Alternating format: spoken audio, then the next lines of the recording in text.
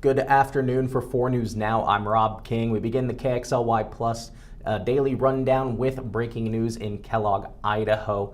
Last night, we know a shooting occurred in Kellogg that killed 4 people, and the suspect is in custody.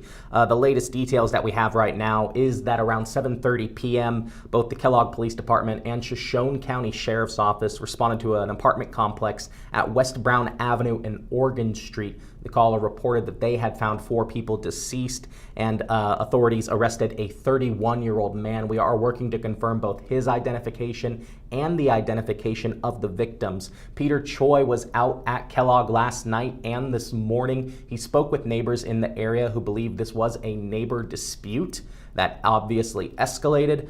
We have not been able to confirm that yet with law enforcement, but Peter's shift has ended, so Natalie Grant has now moved out and to pick up that story to find out more details as we can. So Natalie Grant will be out, and we'll have more coming up tonight. Just 24 hours earlier on Saturday night out in Gorge, Washington, there was a shooting at the Gorge Amphitheater. At the campground connected to the amphitheater going on Saturday and Sunday was Beyond Wonderland, a music festival. And we know in that shooting, 2 people were killed, 2 others were injured. The suspect, or the alleged gunman, was also shot by police and is in custody. So it appears they did not die from their injuries, that individual. So we are working again on that shooting there to find out more information. Jordan Smith is working to see what he can find out, if we can confirm the identifications again of the shooter and of the victims in that.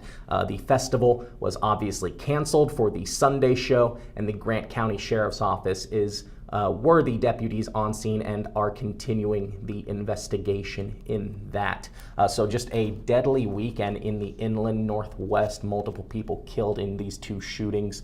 So just tragedy. And again, we do have reporters working on this, and we will bring whatever new information we can. We have a lot of information up on our website right now, KXLY.com. We've been covering both these stories with multiple people, so you can read what we have right now, and we will have more updates hopefully coming up tonight at 5.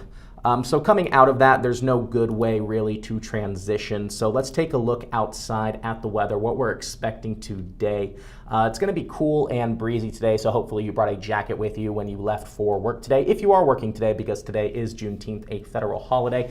The highs we're expecting in the low 60s today. That's going to continue as well tomorrow. Here's what we're looking like at the region. Fortunately, good air quality today, as this cool air is protecting us from wildfire smoke still happening, still burning in the Canada wildfires up north. So cool air today, and that will continue tomorrow. Expect breezy. We could be seeing afternoon showers. According to the National Weather Service, I saw that they just tweeted Colville already getting rained on early in the afternoon. So that rain system could be moving into the Spokane Coeur d'Alene metro as well. Good news is that with these below average temperatures today, these are the last 2 days of spring, and Wednesday is the summer solstice, and with that, an increase in temperatures right on cue. So we are expecting high 60s on Wednesday, moving into the 70s, and Hoop Fest this weekend could be seeing 80s, so be sure to stay hydrated if you are going to hit the basketball courts. And while it is cooler today, good news is that Bronte Sorotsky out this morning. Spokane County pools have reopened. Both the north side and south side aquatic centers have officially begun. City pools will open tomorrow. So while it may not feel cool yet, or warm enough to go swimming yet, it will going into the weekend. But the good news is, if you do want to go out now, 82 degrees. Those pools are heated, which is pretty nice. So be aware, it could cost up to $6 to go to the county pools, and you can also sign up for swim lessons if you're interested for that. And Bronte has more at KXLY.com. Like I mentioned earlier, today is a federal holiday. It's Juneteenth, celebrating the emancipation of enslaved African Americans coming from when the enslaved people found out in Texas that they had been freed. So that is where that holiday originates. It is, again, a federal holiday, as it has been for the past year. And post offices are closed. And locally, Spokane City Hall is closed. The municipal court and our local libraries all closed today. There were some weekend events celebrating Juneteenth, but if you're looking to do something today on the actual holiday, you can go to Underhill Park starting at 3 p.m. The Spokane Community Against Racism, or SCAR, a local nonprofit, they will be having a party, a celebration, having music, games, food, and that is again at Underhill Park from 3 to 7 p.m. Also coming up this weekend, as we mentioned in weather, Hoop Fest. Spokane's biggest event finally descends. You could say the countdown is on officially because we are less than a week away from Hoop Fest on Saturday. Our digital producer, Vinny, wrote a comprehensive guide as to what you can expect for the weekend, what roads will be closed, what it's going to look out, kind of a how-to guide on how to do Hoop Fest.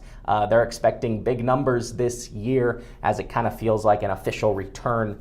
Everyone coming in post-pandemic, so that will be fun. I'm going to have to read that article, make sure I'll be able to get home, so be aware of that. They'll start to shut down streets about Friday night, and then Saturday we will have coverage out there. I'll be out there doing some live streams. We'll also have reporters out there as well covering the biggest event and the largest 3-on-3 basketball tournament in the world in Spokane. So thank you for joining today's KXLY Plus Daily Rundown. Be sure to download KXLY Plus on your connected TVs. That's Apple TV, Amazon Fire, and Roku, and that's free 24/7 streaming news. Also be sure to download the 4 News Now mobile app and be sure to turn on notifications so you can get the latest in breaking news. Normal shows tonight, so you'll have all those stories and more coming up tonight at 5, but for now, live in studio, I'm Rob King for KXLY Plus.